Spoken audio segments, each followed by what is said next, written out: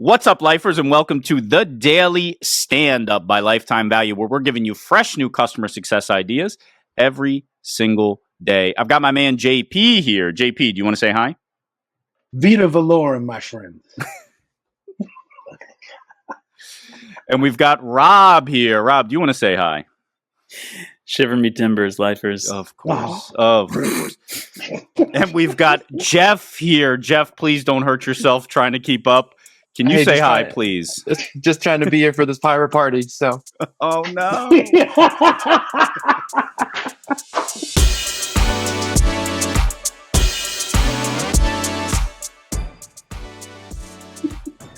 And I am your host. My name is Dylan Young. Jeff, despite what you just did, I'm still going to let you continue on the show. Would you like to introduce yourself, please? Jeff Moss, originally from Chicago, living here in Utah now, been in the tech scene a while. Started off at an early stage startup, building out customer success. Did consulting for 6+ years after that, looking under the hood of 30, 40 different SaaS companies, trying to figure out how to keep customers there, how to figure out how to drive more value, expansion, things like that. Currently leading a success team at a company called Rever, and then also do consulting and launching a business on the side, all in the same thing. So. Lordy. And that's why you haven't had any time to decorate behind you. Yes. I just got to keep it black, nothing. Right. Not even a plant. So, yeah. If you're like Rob, you just kill those immediately anyway. Yeah. Jeff, anyway, it sounds like you're busy, and it sounds like you've got a lot to say. So you know what we're doing here. We ask one single question of every single guest we have, and that is, what is on your mind when it comes to customer success? Why don't you tell us what that is?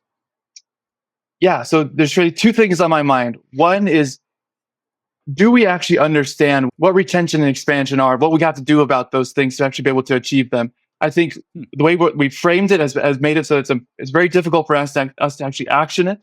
And then I think you see this on LinkedIn all the time. People have keyed into customer value, customer results, whatever those things are that you have to achieve. But we've stopped at saying, hey, get results. Oh, great. I think of the old Kevin James joke. I don't know if you guys are like his comedy, but he had one, he was trying to learn how to water ski. And he said, you get behind the boat and to say, hit it. And you go up and you're down.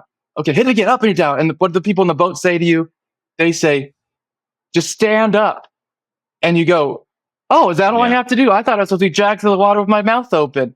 But if it's just stand up, obviously. So I think there's an opportunity for us to really, from things that I've learned and things that I'm continuing to try to work on, how do you actually get customers to results?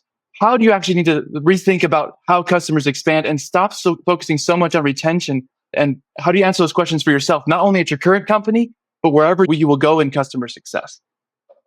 So you buried the lead there with one of the last things you said, which was, and stop focusing on retention, which feels like the real, let's keep this going, the shot across the bow of what a lot of CS groups are doing. Yes. Tell me more about that before I let the guys loose. Yeah, so here's an example. If you think about retention, then you're always going to say expansion's on the back burner. Hey, let's just get the renewal and then we'll try and get the expansion. Even if sales owns it, they say, hey, just focus on getting that renewal and then get the expansion going. The problem is if you do that, you will not actually get the customer to success, and you'll not only not get the expansion, but you may not even get the renewal. If you shift to say, what should the customer actually try to achieve and how can we actually get them on it and get them on that pathway, and what should they do, not what could they do with our software, then you can actually have a judgment call. Are they doing the things necessary to get results? Are they actually achieving those results? And then that's also going to make it so that expansions actually happen all the way through the customer cycle. I'm working with a company right now. We're expanding customers in onboarding. Yeah. Sales just got off the phone with them. That's, if you focus on that, then you're going to, if I'm expanding them in onboarding, I already know that I'm getting more value for the customer. So the distinction is we've got to focus more on the tactical and less about just telling them to stand up behind the boat, because that's not helpful. Okay. Yes. Rob, jump in here. As a fellow consultant, would you like to tear Jeff's theory down or stand beside him? Please do. No, I'm kidding. Please do it. Come after me. Come after me. Jeff, I'm going to give you a line. You can take it. You can use it. Customer success is about the journey, not the destination. Oh, okay. Yeah, I don't think you made that up, Rob. I'm just going to tell you. I don't know if you know. No one said that before. I've never heard anybody say it. What this reminds me of is actually, so I have a friend, he started a weight loss company, like weight loss coaching, fitness and nutrition actually, is not weight loss. But basically what he said is like, one of the big differences in our paradigm is we don't focus on losing weight. We focus on eating the right foods.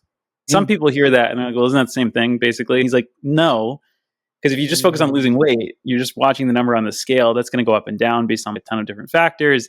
And you're too focused. You have too much tunnel vision about the outcome that you're not thinking about the actual lifestyle that supports that and the steps that support that. The other thing I'm thinking of, JP, I think we spoke about this once about, we were talking about the book. You guys know the book Start With Why. I was like, we should write a sequel that's continue with how. Or start with how. Yes. Focus on how. It's something like that. That's a book. Don't take that. We're going to do that. Okay. Beautiful, Lauren. All right. I got to cut it out. But yeah, or I think about the book, the Checklist Manifesto. If you guys ever read that one, it's not my favorite book, but focus on how. And it's the playbooks that support the outcome that matter more than the outcome itself. Because the outcome will be there if you take the right steps in between. Well, I'll give you an example with that. When I go into a company, I don't even have to see their retention numbers and expansion numbers to know what they are. Yeah. I can look at their playbook. What are you doing? You're actually, I can tell what your outcomes are going to be just by how you're interacting with the customers, what your standards are, what your processes are. So if I know that, then I can be much more consistent in what I deliver from an expansion and a retention standpoint if I have the right inputs about eating the right things. And I think those trainers, to your friend's example, they have standards. They make sure that the customer is achieving those standards of diet or exercise, what the things are, and they will get the outcome if they implement those standards. JP, what do you think? I, for one, am an expert in losing weight and eating the right things. So I feel very qualified to speak on this particular topic. So thank you for bringing this to my arena, so to speak. And what I'd like to say around this is that, in fact, I do know a lot about what to do to make this happen. The losing weight. I'm just learning customer success. I've only been in a couple of years. I think you hit the nail on the head, Rob, was to continue with how.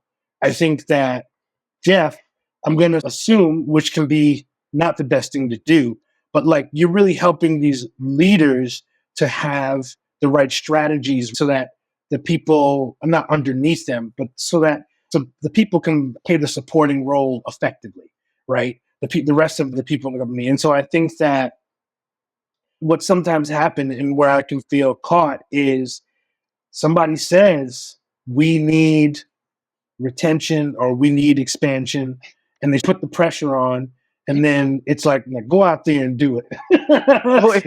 And so often it's within the quarter. They want you to do it within that quarter. Yeah. And I'm just like, so then it starts to steer, like I may have a focus like, hey, I know if I do the right things, that should lead to a very productive relationship in terms of revenue. But when people are like, we're focused on this, we need to hit this metric. I'm not going to say I'm against that, but I think that's one of the challenges, especially, can I push back? I don't think like that. Like, I think I could. It's tough because again, I'm not in the leadership position. That's a whole nother topic. But how would I get a seat at the table to say a phrase Rob hates? Yeah. To be able to say, maybe we could do it this way, but. Jeff, I want you to close us out because JP said, can I push back there? And you excitedly nodded your head like, yes, absolutely, you should. I made a joke about getting kicked out the door, but I want to hear, why did you respond so vehemently in the yes category there? So when someone says, hey, we got to get our retention up 5%, that's the equivalent of saying, just stand up. Well, obviously, up 5%. Hey, sales, why don't you double your goal this quarter and hit it? If you could, you would. So you get the retention expansion you deserve. The methodology I focus on is, instead of thinking about what customers could do with your product, focus on what they should do with your product. Once you lay out that expansion pathway, what is the outcomes they should focus on? What are the process changes they need to make? What are the products they should be using to achieve those things? Then you can start telling a story to your leadership. If we implemented these things, this would be the better retention we would deserve and we would achieve. We're changing the inputs to get a better output. So you're pushing back with an actual theory, an opinion, an angle, leverage with your leadership. If you have no leverage, then of course, I'll get the next monkey that can come in and do the role there. If you can come in there and actually go after it, then you can make it happen. Yeah. I love it. Good, Jeff. Good, solid. That is our time. I love what you brought to the table. A good analogy, Kevin James water skiing analogy. We got some pirate talk in there. This was a good one, but we do have to say goodbye for now. I would love to have you back in the future, though. All right. Happy to come back. Thanks, everybody. Thanks, Jeff. You've been listening to the Daily Stand-Up by Lifetime Value. Please note that the views expressed in these conversations are attributed only to those individuals on this recording and do not necessarily reflect the views and opinions of their respective employers. For all inquiries, please reach out via email to dylan@lifetimevaluemedia.com. Find us on YouTube @Lifetime Value and find us on the socials @Lifetime Value Media. Until next time.